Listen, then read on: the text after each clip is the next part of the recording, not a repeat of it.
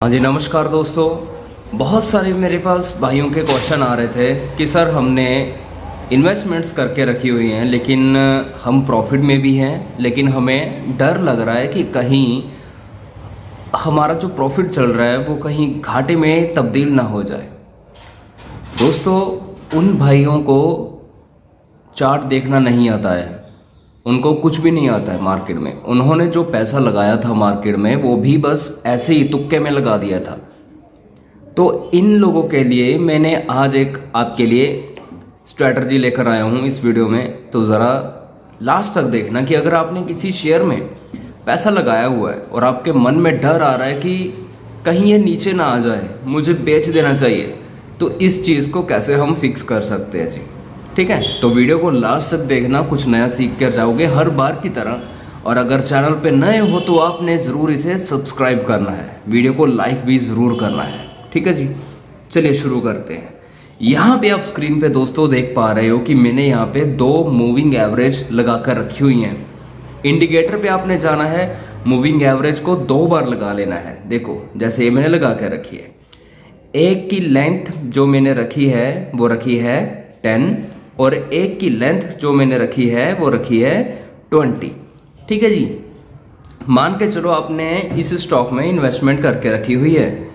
अगर कोई कैंडल, ये वाली जो मूविंग एवरेज है, अगर इसको जो 10 वाली मूविंग एवरेज है, अगर कोई कैंडल इसको नीचे को ब्रेक कर देती है तो कोई बात नहीं। लेकिन अगर कोई कैंडल 20 की मूविंग एवरेज को नीचे को क्रॉस करके क्लोजिंग कर देती है, ध्यान से सुनना, 10 की मूविंग एवरेज अगर क्रॉस होती है तो कोई बात नहीं। अगर 20 की क्रॉस होते ही क्लोजिंग हो जाती है, यानी कि ब्रेक डाउन आ जाता है, जैसे कि यहाँ पे आप देख सकते हो, ये यहाँ पे जैसे 20 की मूविंग एवरेज का यहाँ पे ब्रेक डाउन आया, तो आपने सिंपल इसका स्टॉप लॉस लगा लेना है।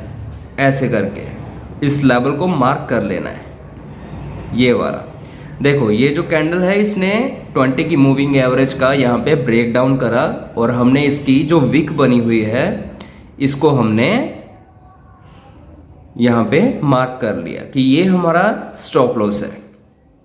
अगले दिन आप यहाँ पे देख पा रहे हो कि जैसे ही इसका यहाँ पे स्टॉप लॉस हिट हुआ, ये ग्रीन कैंडल का नहीं, ये देखो ये वाली जो रेड कैंडल बनी है ना, इसने इसका यहाँ पे स्टॉप लॉस उड़ा दिया। तो उसके बाद शेयर देखो आप कितना ज़्यादा गिरावट में आ गया। ध्यान रखना, ये स्ट्रेटजी आपने 1 डे के टाइम फ्रेम पर ही देखनी है। 1 डे के टाइम फ्रेम पे आपने इस स्ट्रेटजी को फॉलो करना है। ये स्ट्रेटजी सिर्फ और सिर्फ आपको ये चीज़ बता देगी कि आपको अपना शेयर बेचना है या फिर रखना है। ठीक है जी। वैसे मैंने आपको ये भी चीज़ें सिखाई हुई हैं कि कहाँ पे, अगर आप मान के चलो इस दिन आप ऑनलाइन नहीं थे, आपने ध्यान नहीं दिया और आपका घाटा हो गया, तो आपको क्या करना चाहिए, तब आपको किसी न किसी लेवल पे क्वांटिटी को इंक्रीज करना चाहिए अगर हम टाइम पर काट नहीं पाते। ठीक है जी, ये चीज़ करनी चाहिए। मतलब चालाकी से पैसा बनाया जाता है और चालाकी से पैसा स्ट्रेटजी से बनता है, और स्ट्रेटजीज जो भी हैं वो सारी की सारी मैं आपके साथ शेयर करता रहता हूँ। ठीक है जी, तो शेयर कर दिया करो वीडियो को। तो यहाँ पे देखो, ये जो शेयर है यहाँ पे भी ये शेयर साइडवेज था और यहाँ पे इस शेयर में तेज़ी आई है।